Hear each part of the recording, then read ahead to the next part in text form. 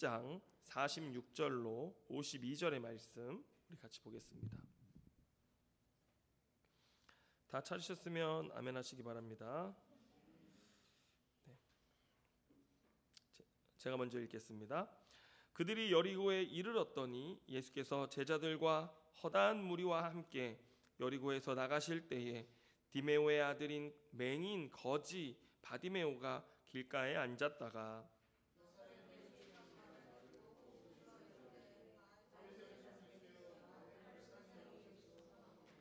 많은 사람이 꾸짖어 잠잠하라 하되 그가 더욱 크게 소리질러 이르되 다윗의 자손이여 나를 불쌍히 여기소서 하는지라.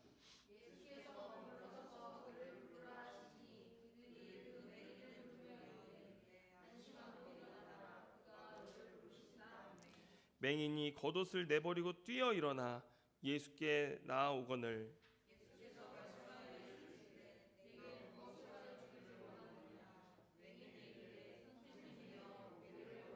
같이 읽습니다. 예수께서 이르시되 가라 내 믿음이 너를 구원하였느니라 하시니 그가 곧 보게 되어 예수를 길에서 따르니라. 아멘. 자, 오늘 이 말씀 가지고 전적인 은혜 복음 41번째 말씀 함께 나누도록 하겠습니다. 자, 여러분 오늘 우리가 본문을 보면요, 지난 시간 우리가 들었던 말씀의 어떤 한 구절과 오늘 우리가 읽은 본문 구절에 똑같은 구절이 반복해서 나오는 게 하나가 있습니다. 그게 뭘까요? 51절 말씀해 보세요. 51절 말씀을 보시면 예수께서 말씀하여 이르시되 내게 무엇하여 주기를 원하느냐라고 하셨는데, 이 내게 무엇하여 주기를 원하느냐 이 말이 어디에 한 번 더 나왔었어요? 지난 시간에 36절에 보시면 세베대의 아들 요한과 야고보가 예수님께 자신들의 원하는 것을 구했을 때 예수님 똑같이 말씀하셨어요. 이르시되 너희에게 무엇을 하여 주기를 원하느냐 이렇게 말씀하셨거든요. 자, 그런데 오늘 본문에 소경 바디메오와 그리고 예수님의 제자 요한과 야고보가 구한 것이 달라요. 뭐가 다르냐? 여러분, 요한과 야고보는 자신들이 남보다 더 높아지기를 구했습니다. 하지만 바디메오는 무엇을 간절히 구했습니까? 보지 못하는 자신이 좀 정상적으로 건강해지기를 구했습니다. 그런데 예수님은 요한과 야고보의 구하는 것은 거절하셨지만 오늘 바디메오의 기도에는 응답하여 주셨다라고 하는 것입니다. 여러분, 우리가 세상적 욕심을 구하는 대상으로 하나님을 찾을 때 하나님은 거절하십니다. 그러나 우리가 삶을 살아감에 있어서 우리의 필요에 대해서는요, 하나님이 응답해 주시는 줄로 믿으시기를 바랍니다. 주님은 우리가 구하지 않아도 사실 우리의 필요를 다 아시고 채우시는 하나님이신데요. 마태복음 6장 30절로 32절의 말씀을 보면 이런 말씀이 있어요. 오늘 있다가 내일 아궁이에 던져지는 들풀도 하나님이 이렇게 입히시거든 하물며 너희일까 보냐 믿음이 작은 자들아.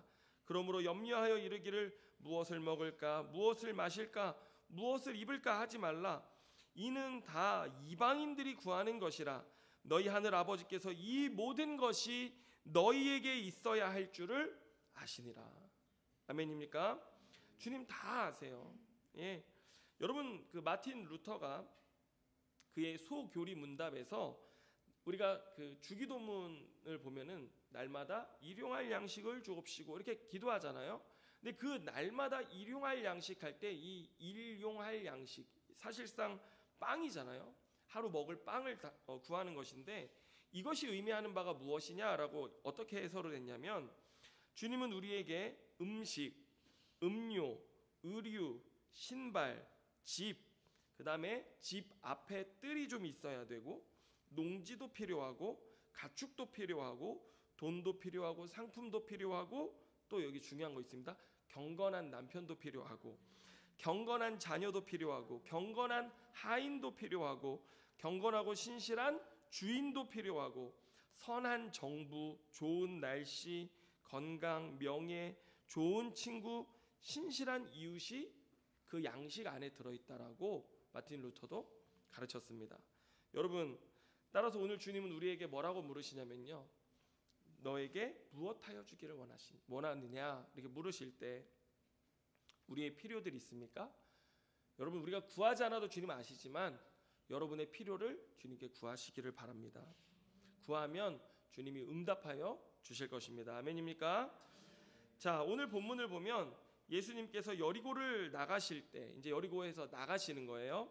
길가에 앉아 있다가 그 구걸하는 거지가 있었습니다. 이름인즉 맹인이었는데 바디메오라고 하는 사람입니다. 46절 말씀을 한번 보겠습니다. 자, 같이 읽습니다. 시작. 그들이 여리고에 이르렀더니 예수께서 제자들과 허다한 무리와 함께 여리고에서 나가실 때에 디메오의 아들인 맹인 거지 바디메오가 길가에 앉았다가, 여러분, 예수님이 이제 여리고를 지나서 예루살렘을 향해 가시는데 수많은 인파가 예수님과 함께 그 길을 향해 같이 가고 있습니다. 여러분, 우리가 11장 이제 보면 사실 원래 우리가 한 주만 빨랐어도 오늘 딱 그 11장을 우리가 함께 나눌 수 있었을 텐데 한 주 늦었어요. 그래서 이 고난 주간을 보내기 전, 원래 이번 주가 종료주일이면서 예루살렘 입성하는 본문을 우리가 함께 공부해야 되는데, 어찌됐든 이제 좀 앞당겨 보면 허다한 무리들이 제자들과 함께 예수님의 길을 따라가고 있어요. 지금 어떤 분위기가 만들어졌겠어요?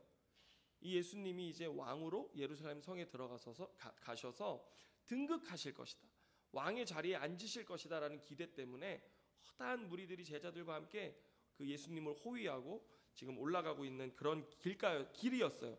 그런데 그 길가에 누가 있었어요? 바디메오가 있었습니다. 바디메오라는 이름의 뜻이 무엇인 줄 아십니까?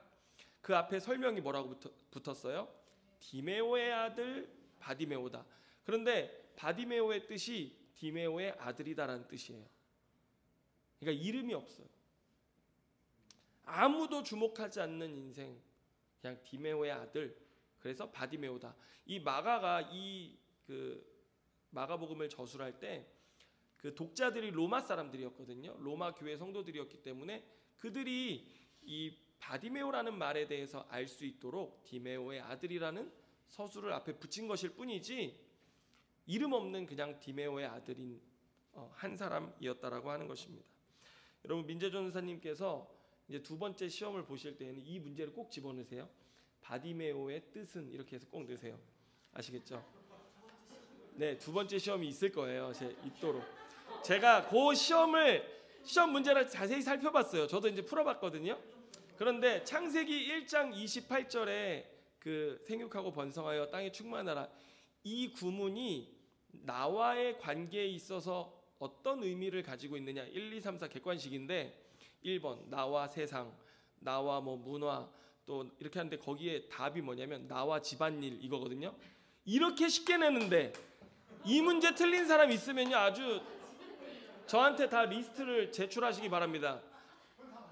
다 맞으셨죠? 정말 다행이네요. 나와 집안일과의 관계가 이 1장 28절이 의미하는 바다, 이렇게 생각하시는 분들이 있다면요 굉장히 지금 낙심이 됩니다. 제가 그 문제가 아주 기가 막혀요. 저 보면요 얼마나 일부러 답을 올립니다. 지금 얼마나 쉽게 왜 이렇게 일부러 사운드를 영향을 주시는, 이런 효과를 주시는 건가요? 네. 그래서 바디메오 뜻 뭐냐 하면은 디메오의 아들, 이렇게 꼭 내시기 바랍니다. 그래가지고 틀리면은요 저한테 다 보고해 주시면 새벽 기도를 그분들과 같이 시작하겠습니다. 제가. 자, 그런데 이 바디메오가 소란스러운 이 행렬 소리를 들어보니 그 가운데 누가 계신 거예요? 나사렛 사람 예수가 계시다라는 소식을 듣고 알게 되었습니다. 47절을 보면 나사렛 예수시란 말을 듣고 소리질러 이르되 다윗의 자손 예수여 나를 불쌍히 여기소서 하거늘, 이렇게 되어 있습니다. 지금 바디메오는 예루살렘으로 올라가시는 그분이 메시아라는 사실, 나사렛 예수가 메시아임을 알게 되었는데, 여러분 원래 눈이 어두운 사람들은요 뭐가 발전하게 됩니까? 귀가 밝아집니다. 가만히 사람들의 소리를 들어보고 또 지나가는 사람들한테 지금 무슨 일이냐 물어도 보니까 이분이 이제 예루살렘에 장차 왕으로 올라가 등극하실 메시아다. 예수, 나사렛 사람 예수인데 그가 메시아다라고 하는 것을 이야기하고 들으면서 이분이구나 라고 하는 것을 알았던 것입니다. 왜냐하면 오늘 본문에 보면 그가 예수님을 부를 때 뭐라고 불러요? 다윗의 자손 예수여 이렇게 부릅니다. 여러분, 다윗의 자손 예수라고 하는 말이 그 당시에 어떤 의미였냐면 하나님으로부터 오실 메시아라는 뜻이었습니다. 자, 그래서 바디메오는 그가 메시아구나 라고 하는 것을 알았는데 오늘 본문에 이 바디메오가, 자 생각해 보세요. 그가 메시아일진데 왜 그토록 큰 소리로 다윗의 자손 예수여 나를 불쌍히 여기소서 이렇게 간절히 소리질러 그를 만나기 원했을까? 여러분, 우리가 메시아라고 하는 이름 안에 담겨져 있는 그분의 사역이 무엇인지 알아야 하는데, 여러분 구약 이사야 35장을 한번 가보시기 바랍니다. 이사야서 35장입니다. 네. 35장 4절로 6절의 말씀을 같이 보겠습니다. 이사야 35장 4절부터 6절입니다. 같이 한번 읽을까요? 시작. 겁내는 자들에게 이르기를 굳세어라 두려워하지 말라. 보라, 너희 하나님이 오사 보복하시며 갚아주실 것이라. 하나님이 오사 너희를 구하시리라 하라. 그때에 맹인이 눈을 밝을 것이며 못 듣는 사람의 귀가 열릴 것이며 그때 저는 자는 사슴같이 뛸 것이며 말 못하는 자의 혀는 노래하리니 이는 광야에서 물이 솟겠고 사막에서 시내가 흐를 것임이라. 예, 여러분 여기 말씀 보면요, 하나님이 장차 다시 오셔서 이 땅에 구원의 역사를 이루실 때 어떤 일이 일어납니까? 맹인의 눈이 밝아질 것이며 눈먼 자들의 눈을 뜨는 것, 그들이 눈을 뜨는 것이 아주 대표적인 증거로 나타난다라고 하는 것입니다. 그래서 눈먼 자가 눈을 뜨게 되는 것은요, 이분이 메시아구나, 이분이 하나님으로부터 오신 그분이구나라고 하는 증거였습니다. 그 외에도 보세요. 뭐가 나와요? 못 듣는 사람의 귀가 열릴 것이고 저는 자가 사슴같이 일어나 뛸 것이고 말 못하는 자의 혀가 노래한다, 찬양한다라고 하는 것입니다. 예, 이 같은 치유와 회복의 역사가 일어나는 것은 다름 아닌 무슨 증거예요? 하나님이 오셨다라는 증거라는 것입니다.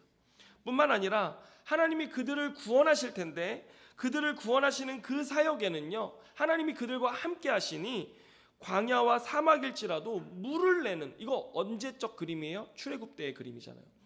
그러한 새 출애굽의 역사가 그들의 인생 가운데, 이 땅 가운데 일어날 것이다 라고 하는 것을 이사야가 예언하고 있었습니다.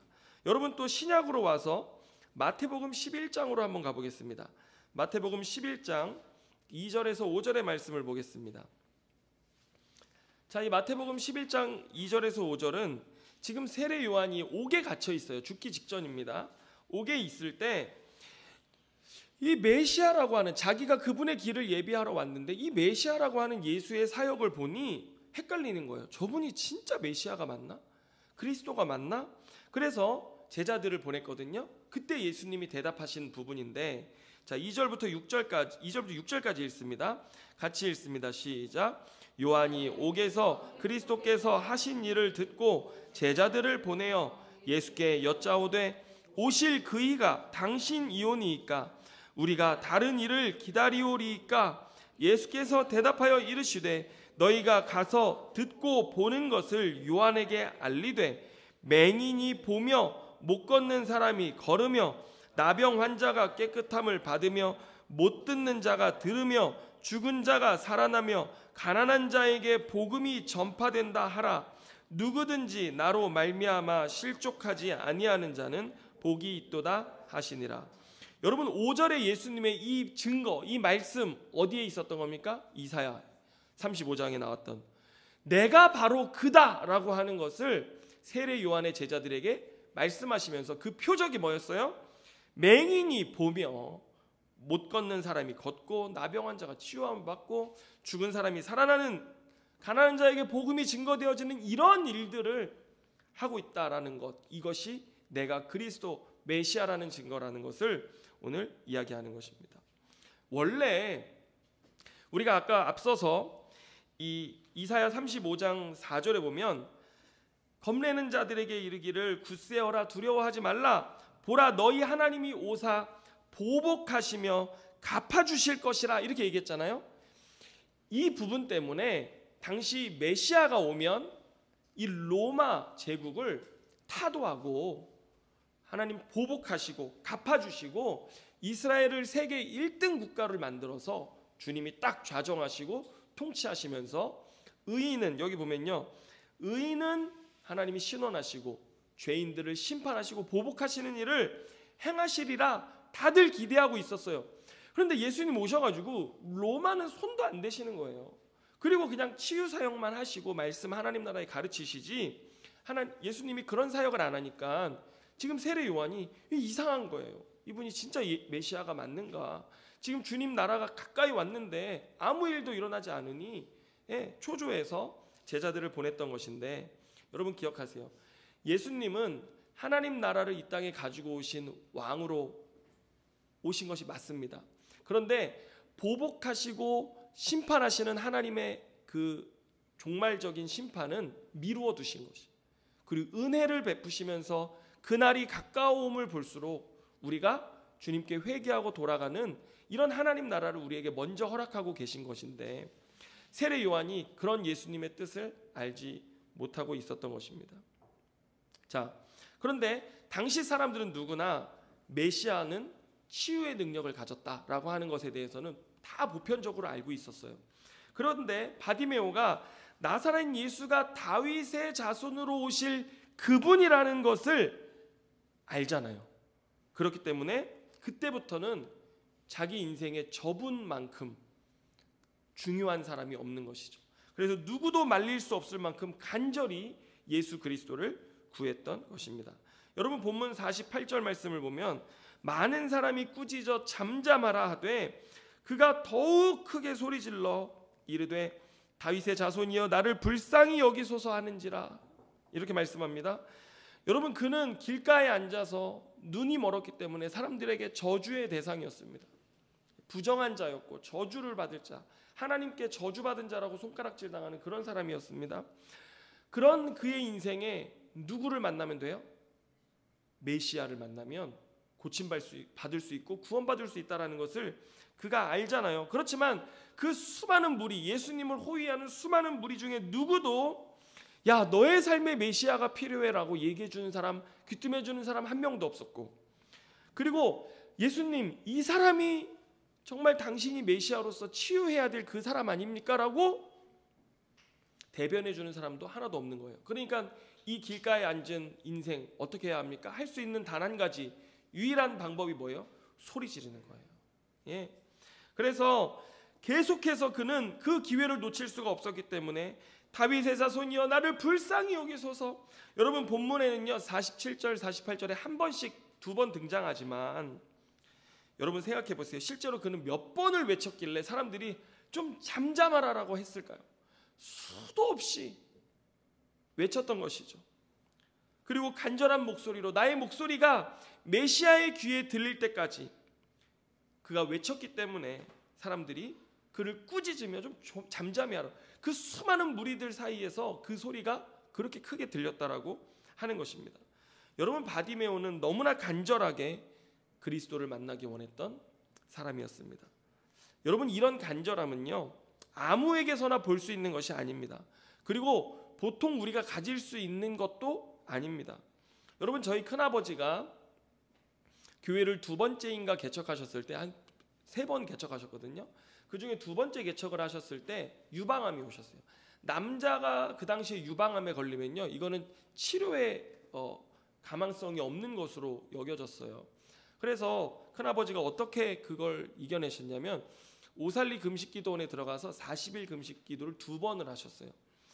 그래가지고 오로지 하나님 내가 이 사명의 길을 가는데 암이 걸렸고 개척은 했고 자식들도 있으니 날 살려주십시오. 간절히 주님께 매달리는 것 외에는 할 수 있는 게 아무것도 없었던 것이죠.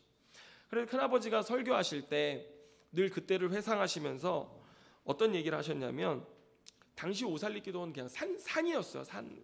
산 외에 뭐 무덤 있고요, 공동묘지 있고 거기가 기도원이었기 때문에 사방에 아무 집도 없어요. 그런데 그냥 이렇게 돗자리 같은 거 깔아놓고 앉아가지고 그냥 기도하는 거예요. 아침부터 저녁까지 밥 굶고 그냥 힘이 없으면 누워서 기도하고 힘나면 일어나고 성경 좀 읽다가 그렇게 40일을 그냥 굶으면서 금식하면서 기도하는데 얼마나 배가 고파요. 저 멀리서 초가집 위에 이 연기, 불 때는 연기가 이렇게 올라오는데 그 밥하는 냄새가요, 이 멀리 떨어져 있는 여기 큰아버지가 앉아있지도 못해 힘이 없어 누워가지고 있는데 그게 코에까지 그 냄새가 닿는 거예요. 그때 여러분은 얼마나 큰아버지가 간절했겠습니까? 주님, 저 살고 싶습니다. 주님, 이 사명 제가 감당하고 싶습니다. 다시 가족의 품으로 돌아가고 싶습니다. 그래가지고 힘도 없으니까 누워서 주님 주님 부르는 거 외에는 아무것도 할 수가 없어요. 네? 그런데 그 두 번째 40일 금식 기도가 끝났을 때 기적적으로 암이 고침받았어요.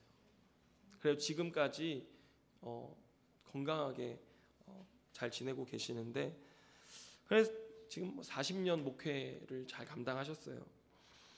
그 뒤로 큰아버지가 암 환자한테 손을 얹어서 기도하자. 암 환자들이 교회 오잖아요. 그러면 손을 얹어 기도하면요, 큰아버지가 펑펑 울어요.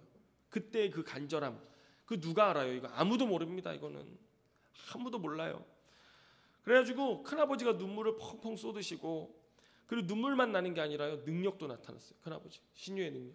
그래서 암 환자들이 고침받는 역사들이 일어나는데, 여러분, 이런 간절함 우리가 가질 수 있는 게 아니에요.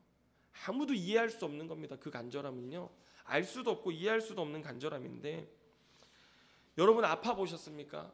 암과 같은 큰 병을 가지면요, 평범하고 건강한 삶, 그 밥 냄새, 우리에겐 밥 해가지고 먹는 게 얼마나 평범한 일상입니까? 때론 귀찮은 일상이잖아요. 그런데 그게 너무 간절한 거예요. 가족들하고 앉아서 밥 냄새 맡는 게 그렇게 간절한 일상이었던 것처럼 이런 평범한 삶에 대한 애착이 생겨요. 여러분, 자녀가 만약에 아프거나 장애가 한번 있어 보세요. 그 인생의 한숨과 눈물이 마르지 않습니다. 예? 자녀가 자폐에 걸린 분들 이렇게 제가 만나보면요, 그냥 한숨이 마르지 않아요. 여러분, 사고 당해 보셨습니까? 사고 당해서 죽다가 살아나 보면요, 삶의 농도가 달라집니다. 이거는. 예. 오늘 바디메오의 이런 간절함은요, 아무도 이해할 수 있는 것이 아니었어요. 그래서 바디메오 어떻게 했습니까? 주님밖에 없는 거예요. 주님을 찾고 찾았는데, 여러분 10장 49절 50절 말씀을 보면 한번 같이 읽어볼까요? 시작. 예수께서 머물러 서서 그를 부르라 하시니 그들이 그 맹인을 부르며 이르되 안심하고 일어나라, 그가 너를 부르신다 하매 맹인이 겉옷을 내버리고 뛰어 일어나 예수께 나아오거늘. 여러분, 드디어 예수님이 그 소리를 들으셨습니다. 그리고 머물러 섰다, 이건 뭐냐면요, 멈추었습니다. 가시던 길을 멈추셨어요. 그리고 주변에 있는 사람들에게 그를 데려오라, 불러오라 하시니까요, 50절에 보면 바디메오가 겉옷을 내어버리고 뛰어 달려왔다라고 이야기합니다. 이렇게 겉옷을 입고 앉아가지고 구걸하는 인생이었는데 이걸 벗어버리고 일어나서 뛰어나온 거예요. 여러분, 인생을 살다 보면요, 정말 좌절하고 낭망했을 때가, 힘이 갑자기 벌떡 생기는 때가 있어요. 언제냐면요, 의지할 때가 생기면요, 사람이 힘이 벌떡 생겨가지고 불끈 생겨서 일어나거든요. 전세대출을 급하게 알아보고 있는데요, 이게 대출이 나올지 안 나올지 얼마나 초조하고 급한지 아십니까? 근데 전세대출이 된다고 딱 그 연락이 오잖아요. 수십 장 이거 서류 작성하는 거니 아무것도 아닙니다. 그냥 다다다다다 해가지고 그냥 벌떡 일어나서 부동산 가서 딱 내가지고, 여러분, 그게 의지할 때가 생기면요, 힘이 생겨요. 여기 1층에 우리 이인 성도님 계시지만요, 이인 성도님이 재판의 과정이 너무 답답하고 이해 안 될 때는요, 저를 붙들고 막 원망하실 때가 있어요. 그런데 어느 날 재판에 대한 내용들을 가지고 여러 사람들을 만나 토론하시다가 갑자기 새로운 길이 생긴 거예요. 아, 이렇게 한번 또 소송을 해보면 좋겠다, 재판을 해보면 좋겠다라는 이 아이디어가 생기고, 이 토론의 과정 중에서 그 길을 찾게 되면요, 어르신이요 그날은 커피를 드시는데 막 기뻐가지고 저한테 와가지고요 얼마나 좋아하시는지 뭐라고 하셨냐면, 한 번은 그날은 자는데 너무 감사해가지고 이인성도님이 침대에서 하나님께 하나님 은혜 감사합니다 기도하고 주무셨다고 할 정도로 이게 어르신이 표정이 달라지세요. 여러분, 영광이가 눈 수술을 하는데 수술 가능한 의사가 명지대 병원에 있었어요. 세계적인 권위자예요. 그래가지고 그 사람이 있다라는 소식을 듣고 진료를 예약했거든요. 여기서 일산까지 가는 길이요 하나도 힘들지가 않아요. 왜요? 가서 고칠 수 있는 길이 있잖아요. 그 사람한테는 이건 아무 일도 아닌 거예요. 다른 어떤 대학병원도 할 수 없는 일이 이 사람한테 가면요 그냥 쉬운 일이에요. 우리나라에서 이 기술을 가진 유일한 사람, 제자도 없어요. 그래가지고 그거 일산에까지 가는데 하나도 힘들지가 않아요. 그 걸음이. 왜요? 치료할 수 있으니까. 의지할 때가 생기면요 사람은요 인생이 힘들지가 않아요. 바디메오의 인생에 그런 의지할 만한 분이 생긴 거예요. 누구요? 메시아, 예수 그리스도. 그분이 오라 하셨으니요 얼마나 그의 인생에 확실한 피할 바위요 산성 같은 분이십니까? 자기가 둘렀던 겉옷도 내버리고 일어나 달려서 갔는데, 평생 어두웠던 그의 인생에 아직 눈도 뜨지 않았어요. 눈도 뜨지 않았는데 벌써 그의 눈에는요 환한 빛이 비춰오고 있었던 것입니다. 여러분, 예수님은 우리 인생에 변함없고 영원하고 참된 피난처 되심을 믿으시길 바랍니다. 누구든지 주님을 간절히 부르는 자마다 주님이 귀 기울여 주시고 응답해 주시는 은혜를 주시는 거예요. 아멘입니까? 오늘 시편 121편을 제가 여러분들에게 소개하고 싶습니다. 한번 가보겠습니다. 시편 121편입니다.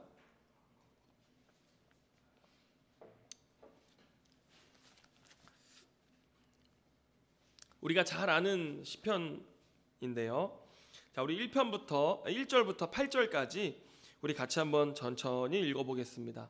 제가 오늘 참 선물처럼 여러분들에게 드리는 말씀입니다. 같이 읽습니다. 시작. 내가 산을 향하여 눈을 들리라. 나의 도움이 어디서 올까? 나의 도움은 천지를 지으신 여호와에게서로다. 여호와께서 너를 실족하지 아니하게 하시며 너를 지키시는 이가 졸지 아니하시리로다. 이스라엘을 지키시는 이는 졸지도 아니하시고 주무시지도 아니하시리로다. 여호와는 너를 지키시는 이시라. 여호와께서 내 오른쪽에서 내 그늘이 되시나니 낮에 해가 너를 상하게 하지 아니하며 밤에 달도 너를 해치지 아니하리로다. 여호와께서 너를 지켜 모든 환난을 면하게 하시며 또 내 영혼을 지키시리로다. 여호와께서 너의 출입을 지금부터 영원까지 지키시리로다. 아멘. 여러분, 시편 121편에서 반복하면서 말하고 있는 한 가지 주제가 뭔지 아세요? 안전함입니다. 안전함. 사실 이 121편은 순례자의 노래입니다. 그래서 이스라엘 백성들이 예루살렘 성전에 예배하러 갈 때 이걸 부르면서 갔고, 사실 그 이전에 바벨론 포로에서 주님이 그들을 구원하사 다시 이스라엘 땅 가나안 땅으로 인도하실 때, 그때 하나님이 우리를 구속하신 하나님이 나를 인도하시니 이 얼마나 안전한가 하는 것을 이야기하는 노래예요. 여러분, 오늘 시편 121편은 우리에게 계속 또 반복해서 알라고 우리에게 말하는 것이 무엇이냐면, 주님은 우리를 얼마나 사랑하시는지, 한순간도 졸지도 주무시지도 않으시면서 우리를 지키시는 우리의 곁에 동반자가 되신다라고 말씀하시는 것입니다. 여러분, 이 사실을 꼭 믿으시기를 바랍니다.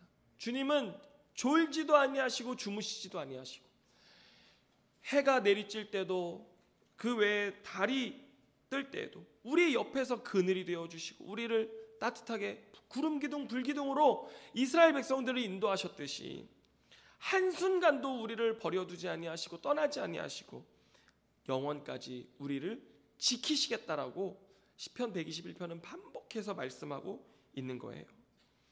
여러분, 오늘 설교의 이제 가장 중요한 대목입니다. 지금부터 시작됩니다. 자, 이제까지는 잘 못 들으셨어도 지금부터 들으시면은 횡재 맞으신 겁니다.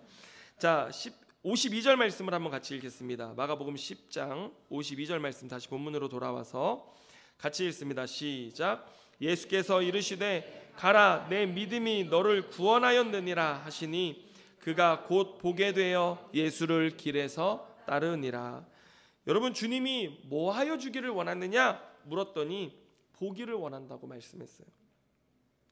그러자 주님께서 너의 믿음이 너를 구원하였다. 그리고 곧바로 그가 보게 됩니다. 얼마나 감사한 일입니까? 우리의 삶에 주님은 이처럼 보게 하시는 분, 우리를 치유하시는 분, 회복하시는 분으로 찾아오십니다. 여러분, 참으로 주님을 믿고 찾으면 그분은 우리의 삶에 진정한 구원을 베풀어 주시는 분이시라는 사실을 꼭 믿으세요. 자, 그런데 여기서 중요한 것은요, 보게 되어라고 하는 이 말입니다. 여러분, 보통 사람들은요, 보통 신앙인들은 하나님이 이처럼 우리의 삶에 구원을 베푸실 때 와, 나 보게 됐어, 와, 나 치유됐어, 와, 나 회복됐어, 응답받았어 이러고선 다 어떻게 합니까? 자기 집으로 돌아갑니다. 그런데 길가 인생이었던 바디메오는 달랐습니다. 그는 보게 되자 이제 길가 인생이 아니라 정상적인 길 위의 인생으로 정상적으로 변했거든요. 하나님 바꿔주셨고 구원해 주셨거든요. 그런데 그렇게 변화된 뒤에 충분히 자기는 그동안 살지 못했던 인생, 맹인으로 거지로 살 수밖에 없었던 인생이 아닌 새로운 인생을 살 기회가 생겼잖아요. 그러면 그거 살러 가야 되잖아요. 그런데 그는 그러지 않았습니다. 그는 오늘 보게 되었는데 그는 자신의 눈이 떠서 보게 되는 것 이상의 것을 보게 되었습니다.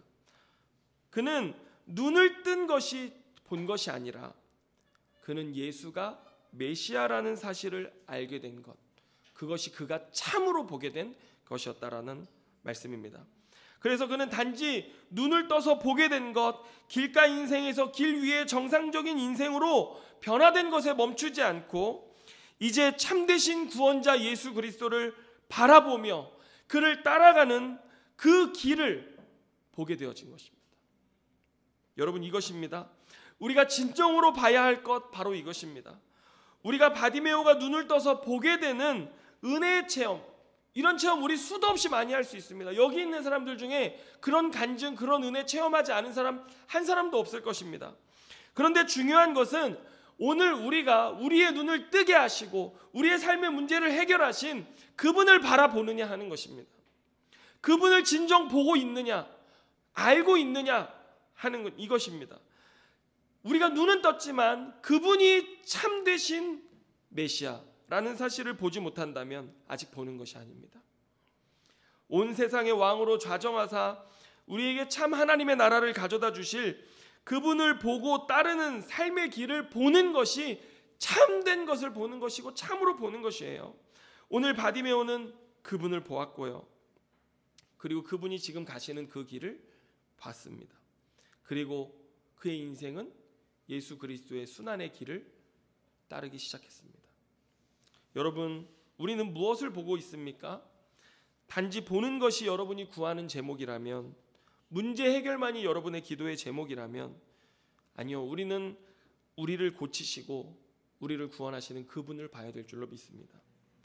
그리고 그분이 우리에게 주실 그 생명의 길, 그 구원의 길, 그분이 이루실 그 나라를 우리는 참으로 보아야 합니다. 이것이 진정으로 보는 것입니다. 아직 성도들 중에는 문제 해결만 보는 사람들이 얼마나 많이 있습니까? 거기에만 간절한 사람들이 정말 많습니다. 오늘 이 아침에 주님을 보시기를 바랍니다. 오늘 예루살렘 성에 왕으로 입성하신 그분, 참되신 구원자요 왕이신 그분을 보시고 이제는 우리의 삶의 문제보다 크신 그분을 구하시는 저와 여러분 되시기를 바랍니다. 우리가 믿음으로 구할 때 우리는 그때부터 주님을 따르며 하나님 나라를 소유한 자들이 될 것입니다. 기도하겠습니다. 주님, 종려주일 이 아침에 예루살렘 성에 나귀를 타고 들어오시는 주님을 바라보며 무리들이 호산나 다윗의 자손 예수여 외쳤던 것처럼 하나님, 오늘 우리의 인생에 주님이 참된 생명이심을 믿고 주님을 우리의 삶의 왕으로 모셔드립니다. 주인으로 모셔드립니다. 구원자로 모셔드립니다. 주여 오셔서 우리의 삶을 구원하여 주실 뿐만 아니라 주여 우리가 주님을 참으로 만나게 하여 주시옵소서. 생명이시고 진리이신 주님을 참으로 보게 하여 주시옵소서. 그것이 우리의 간구입니다. 주여 응답하여 주옵소서. 모든 것 주님께 감사드리며 예수님의 이름으로 기도드립니다. 아멘.